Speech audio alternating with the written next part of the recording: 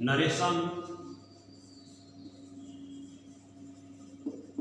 Narration जिसको हिंदी में वक्तव्य या कथन कहते हैं। Statement, it has two types, first direct and second indirect. Direct narration वक्ता, वक्ता की कही हुई बात को ज्यों का त्यों उसी के शब्दों में कह देना डायरेक्ट नरेशन कहलाता है। और वक्ता की कही हुई बात को ज्यों का त्यों ना कहकर उसे अपने शब्दों में कहना या बोलना इनडायरेक्ट नरेशन कहलाता है। For example, Ram said to Mohan,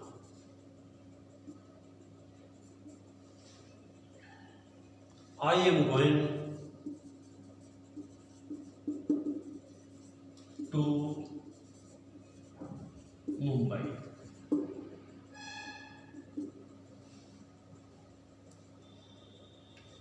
We see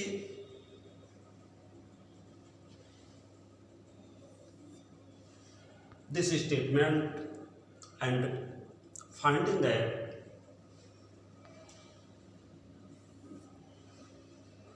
the written matter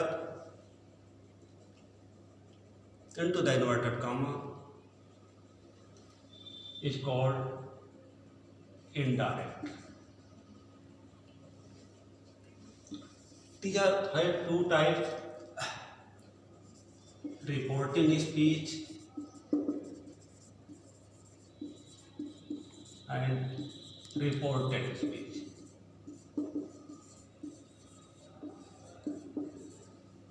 reporting speech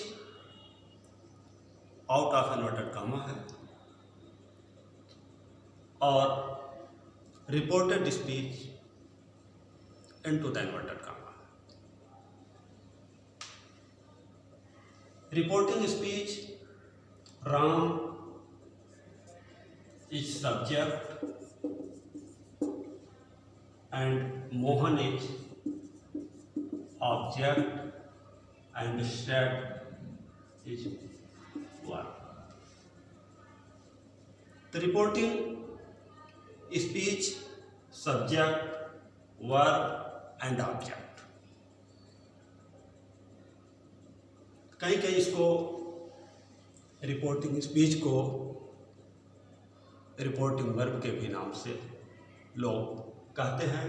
और रिपोर्टेड स्पीच जो इन्वर्टेड कॉमा के भीतर होता है, हम इसी को इनडायरेक्ट में परिवर्तित करते हैं। इसके नियम हैं। नियम जैसे राम सेड टू मोहन, सबसे पहले हम रिपोर्टेड स्पीच के टेंस को जानेंगे कि यह किस टेंस में है, और हम रिपोर्टिंग स्पीच के भी टेंस को जानेंगे कि यह किस टेंस में है। हमें पता है कि रिपोर्टिंग स्पीच का वर्ब पास्ट टेंस में है, इसके बदलने के नियम हैं। राम सेड टू को टोल्ड मोहन, यहाँ कामा और सेड टू को हम टोल्ड में बदलेंगे। कामा और इन्वर्टेड कामा को हटा करके हम दैट कंजक्शन का प्रयोग करेंगे। फिर इसके बाद ये हम देखेंगे कि रिपोर्टेड स्पीच का सब्जेक्ट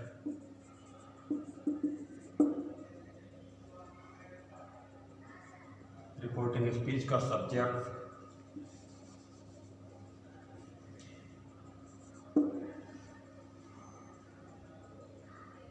क्या है, नाउन है कि प्रोनाउन है। ये प्रोनाउन है और प्रोनाउन के परिवर्तित करने के नियम हैं। इसको प्रोनाउंस के परिवर्तन के नियम हैं S, O, N, upon, one, two, three. S means subject, O means object and N means no change. तो सब्जेक्ट अगर फर्स्ट पर्सन का है तो first person according to subject change होगा, और सब्जेक्ट जो है ये रिपोर्टिंग वर्ब के सब्जेक्ट के अकॉर्डिंग चेंज होगा। अगर ये प्रोनाउंस सेकंड पर्सन का है तो रिपोर्टिंग वर्ब के ऑब्जेक्ट के अकॉर्डिंग चेंज होगा।